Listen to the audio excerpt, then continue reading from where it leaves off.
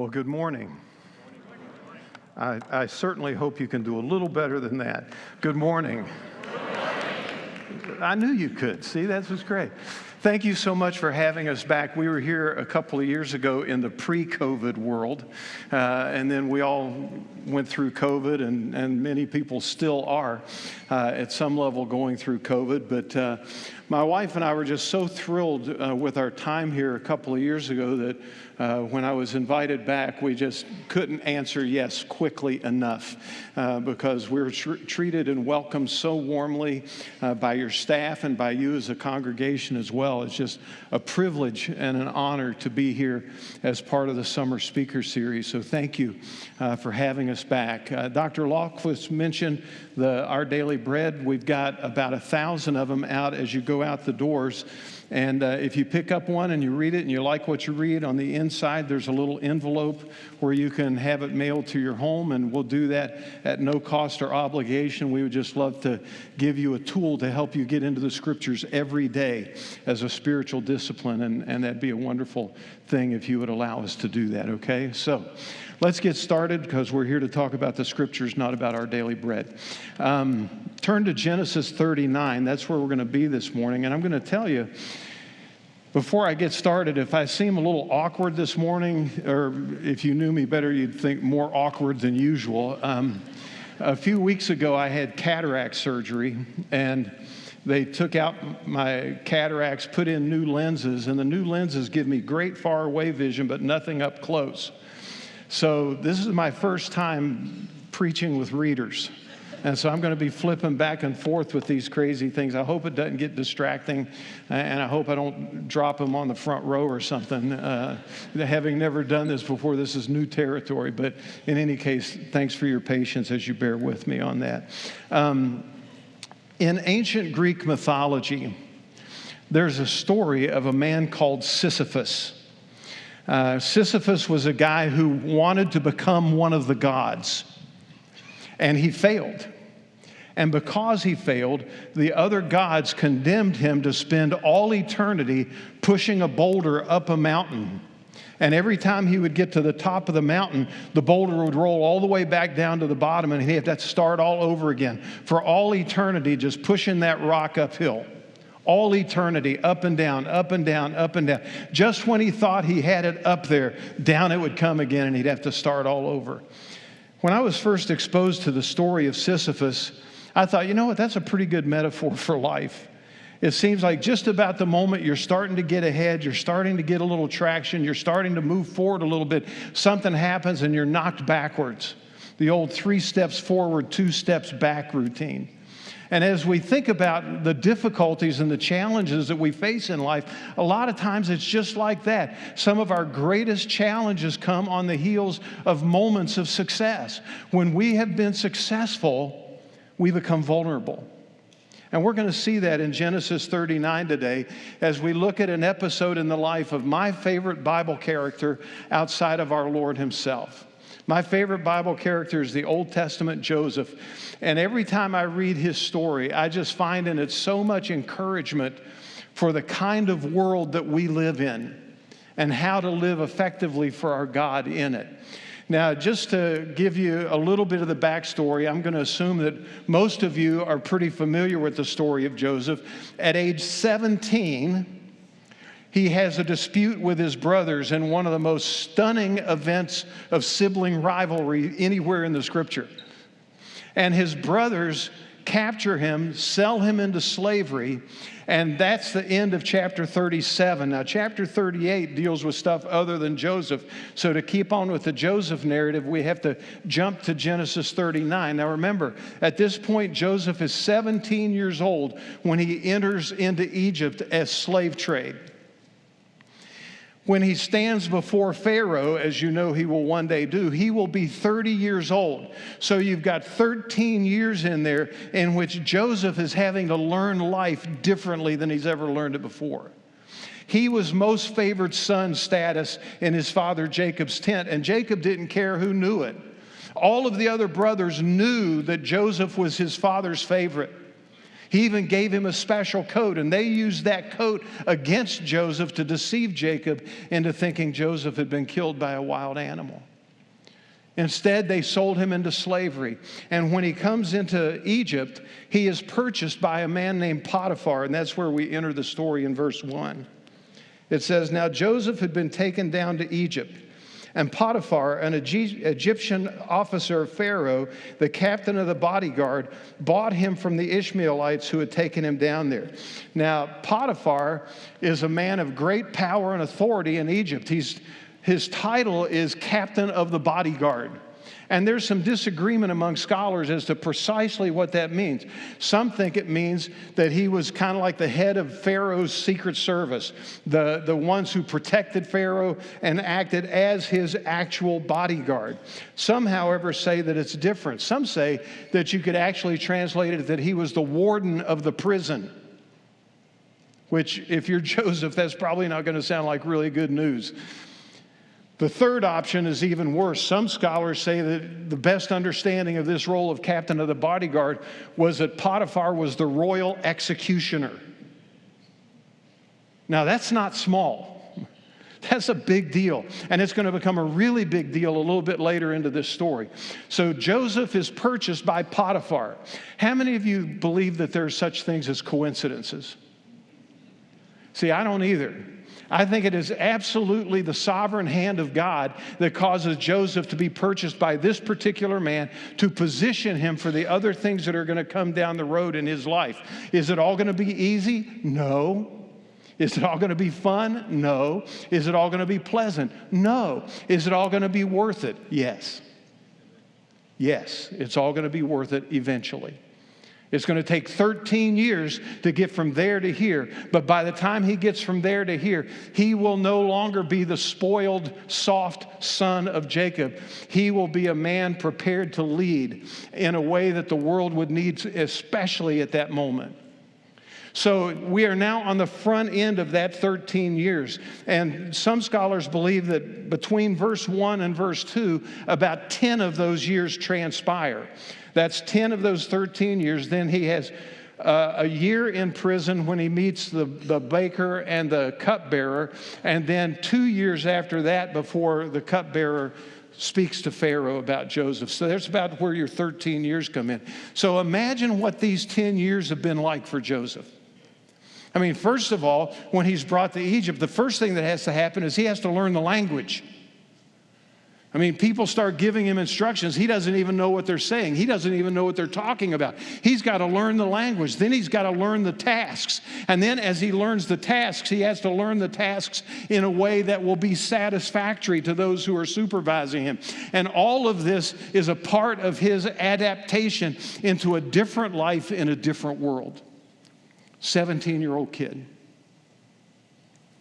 pampered by his father, now a slave of a man who might be the royal executioner. Fascinating story. So watch what happens. Verse 2, I think, is one of the most important verses in the Old Testament. It says, "And the Lord was with Joseph." Sit with that for a minute. And the Lord was with Joseph. Joseph was in the tents of Canaan with his father. Now he's in Egypt, but God's with him either way. No matter where he finds himself, God is with him. The Lord was with Joseph, so he became a successful man, and he was in the house of his master, the Egyptian. Now his master saw that the Lord was with him and how the Lord caused all that he did to prosper in his hand. Think about that statement. That is a huge statement. His master saw that the Lord was with Joseph. Potiphar is a pagan Egyptian in a polytheistic culture where they worship these pagan idol gods. He is in a totally different universe than the monotheistic worshipers of Jehovah, the family that Joseph had come out of. And yet, there's something so distinctive, something so unique, something so different about this young Hebrew man that not only does he do well and not only is he successful, Potiphar, the headmaster, notices it. And not only does he notice it, he attributes it to Joseph's God. He sees Joseph's success as the handwork of Joseph's God. And that's not one of Egypt's gods. You talk about making an impact for God in a pagan culture. This is exactly where Joseph is. And he's not doing it from a position of power. He's doing it from a position of servitude. As a servant, living his life in a foreign land, in a foreign culture, in unpleasant circumstances, in unhappy times, the Lord was with Joseph, and Potiphar noticed. And that's a big deal.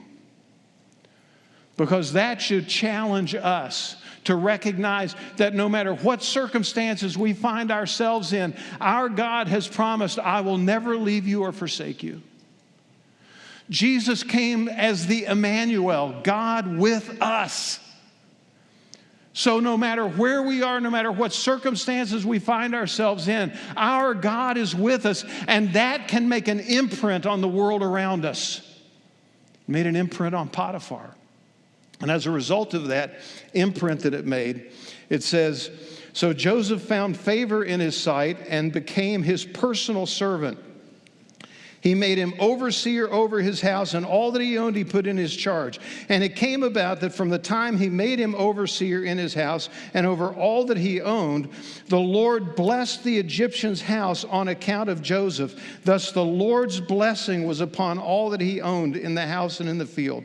So he left everything he owned in Joseph's charge, and with him there he did not concern himself with anything except the food which he ate. Think about that. He saw Joseph, a man who lived in the presence of his God, as a person of such integrity that even though he was a servant, he just entrusted the entire thing to him. Said, here, you take care of all that. All I'm going to do is pick my meals. So for lunch today, I think maybe Chipotle. That might be good. For dinner, Olive Garden, okay? That's today, done for Potiphar. Everything else, Joseph's in charge of. Everything else, Joseph is taking care of. Joseph has proven himself through his years as a slave. He has been faithful in a few things, and he's now being made ruler over many things. Taking 10 years to climb out of the slave pits to a position that we would consider at this point a white-collar job. I mean, for a slave in ancient Egypt, this is about as good as it gets. He has nothing better to look forward to than having this kind of job where he is the household manager for the master. And it is in this role, it is in this significant role that he has displayed the presence and the wisdom and the direction and the blessing of God. He was on top at his father's tents, and he came crashing down when he was sold into slavery. Now he's risen again. He's pushed that rock all the way to the top of the mountain. And once he gets to the top of the mountain, that rock's coming right back down again. Because there's a little twist that comes at the end of this paragraph. Now Joseph was handsome in form and appearance. Now that should be a good thing. But unfortunately for Joseph, this is going to end up being a bad thing. In form and appearance, that means not only was he a good-looking guy, but he was pretty well ripped. And I would assume that that comes from years and years of hard labor as a slave. He had become fit. He had gone to Egypt as a boy. He now rises to a position of influence as a man. He's a good-looking guy. And as a result, he has a problem. It says, verse 7, it came about after these events that his master's wife looked with desire at Joseph, and she said, lie with me. Now, when it says she looked with desire on Joseph, that is a very gentle way of saying it. She lusted after him. And she wanted him. And it didn't matter that she was the master's wife and he was the slave. She wanted him, and she was not used to being told no. I read this passage, and every time I read it, I think Potiphar's wife was the original desperate housewife. I mean, she's a mess. She's an absolute mess. And she's got a strategy to try to seduce Joseph and lure him into her chamber. And it begins by just the flattery of her as the master's wife offering herself to him. Then it continues, and it says in verse 10, it came about as she spoke to Joseph day after day. And the idea of it is day after day after day after day after day. Her second strategy, since flattery didn't work, was to try and wear him down. To try and wear him down, to get him to the point where he'll no longer live his convictions. He'll no longer live as one who lives in the presence of his God, but that he'll do what she wants. She's wanting to wear him down. But when that doesn't work, it says in verse 11, now it happened one day that he went into the house to do his work, and none of the men in the household were there inside. And she caught him by his garment, saying, lie with me. And he left his garment in her hand and fled and went outside. Now, when flattery didn't work, she tried spiritual erosion on his life. And when that didn't work, she ambushes him and attacks him. This is a desperate housewife. But what she doesn't understand is that even though she has a strategy to try to seduce him, he has a strategy to maintain his purity. And believe me, in the world we live in, if you're going to maintain your purity, you better have a strategy, because you're not going to be able to make it up on the fly. You better work that stuff out in advance. When she comes to him with flattery, I want you to notice he begins by having his concerns in the right place. He says, he refused, verse 8, and said to his master's wife, behold, with me here, my master does not concern himself with anything in the house, and he has put all that he owns in my charge. There is no one greater in this house than I, and he has withheld nothing from me except you. Duh, you're his wife. Now, I put the duh part in there. I don't know that Joseph said that. His first concern is for Potiphar. Even though Potiphar is his master and has bought him as a slave, he has also treated him well, and he has rewarded him for his good work, and he has put him in a position of responsibility and significance in his household. This is not a small thing. After Potiphar has done so much for Joseph, how can I do this to him? There are more people in this equation than just you and me, Mrs. Potiphar.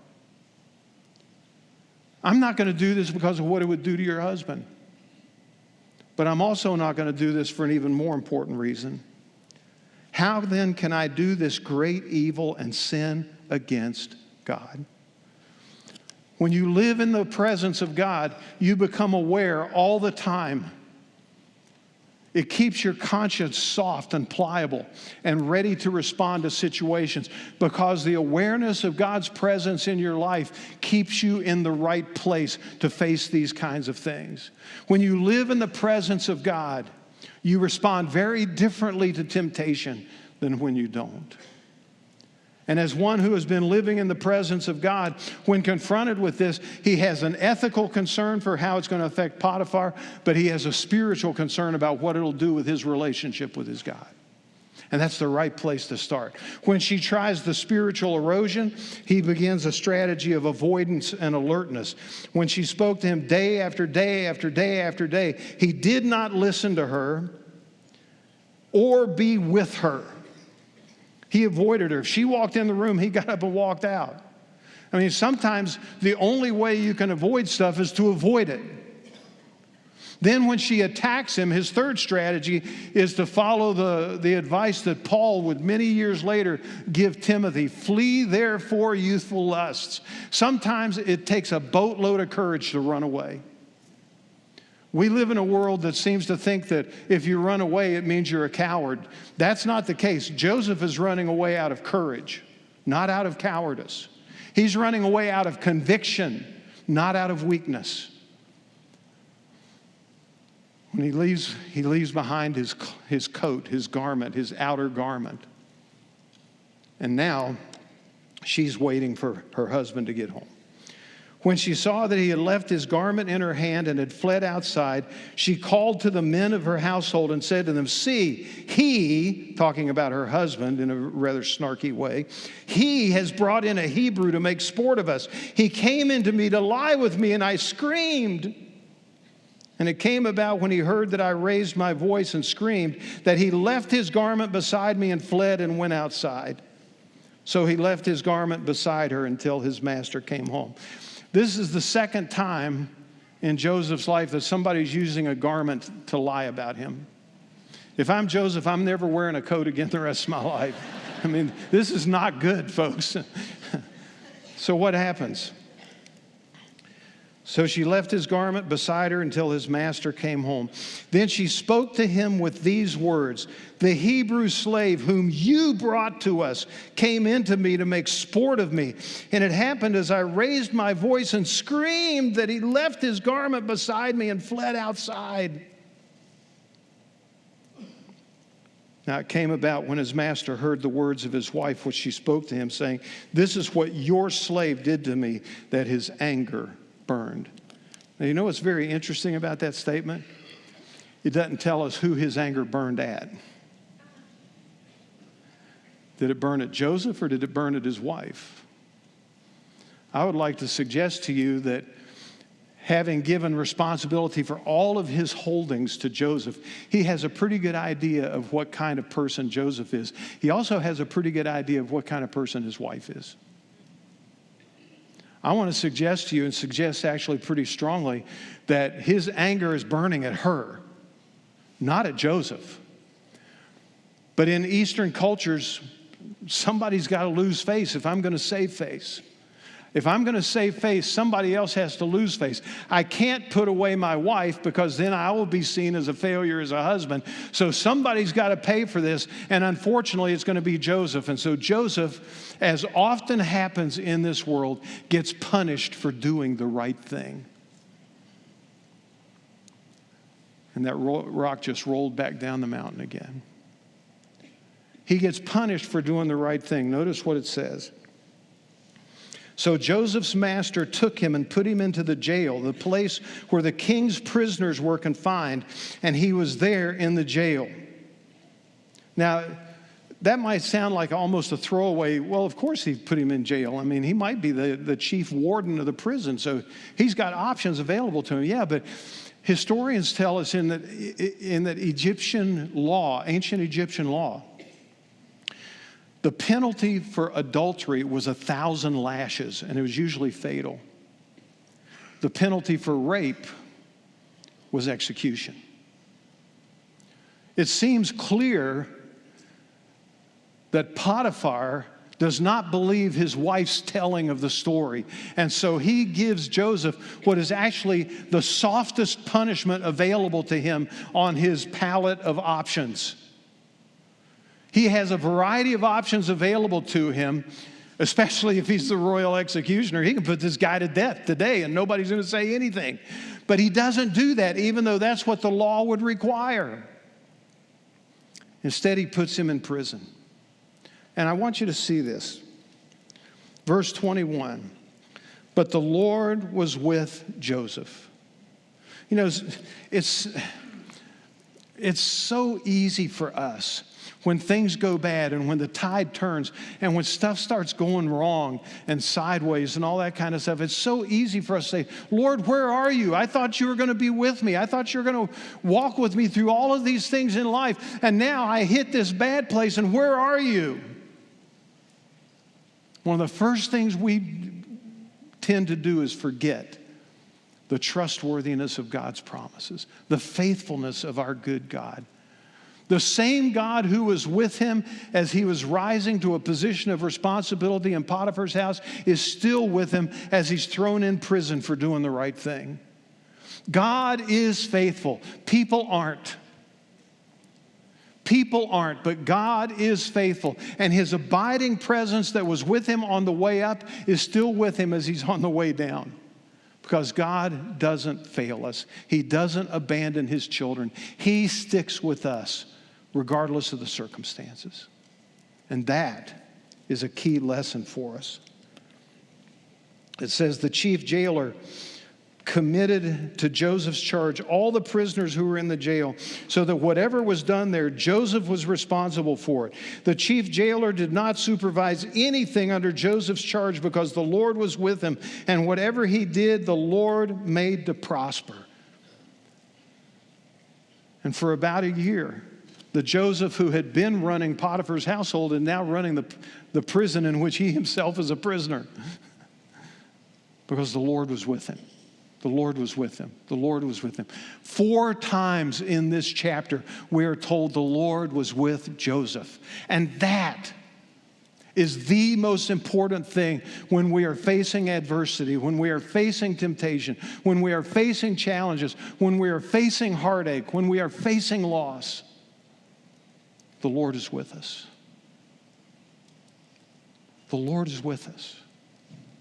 In the good and in the bad, in the easy and in the hard, in the fun and in the painful. During the COVID time, everybody had their own experiences, but within the space of a year, our family buried my mom, my mother-in-law, 2 of my sisters, and a sister-in-law. And it got to the point where one of my brothers, when we texted him about my sister-in-law, he said, "I hate funerals." I hate funerals. But you know what? The Lord is with us even there. In that time of grief and loss and struggle and pain, the Lord is with us even there. The first line of the choir song that they sang this morning, "Through many dangers, toils, and snares, I have already come. 'Tis grace has brought me safe thus far, and grace will lead me home." God's presence is what pulls us through. God's presence is what stabilizes us in all the turbulence of life. God's presence is what helps us to maintain convictions, even under the onslaught of temptation that is day after day after day after day, the product of living life in a broken world. Every day, we consciously need to live in His presence, aware that He is the strength that we need, that He is the wisdom we need, and He is the grace that we need. We started off talking about ancient Greek mythology. I'll end by mentioning an ancient Greek poet named Aeschylus.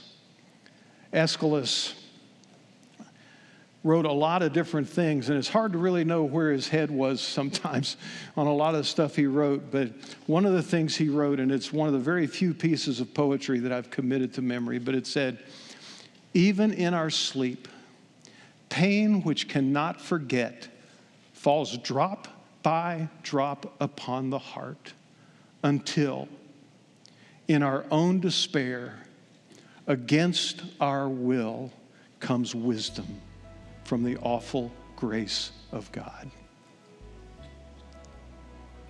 We cannot escape the trials and temptations and problems and challenges of life. We can choose to intentionally live in those things in the presence of our God and lean upon His wisdom and His grace to carry us through so that we can overcome those temptations and face those adversities in a way that will honor and please Him, our good, good Father.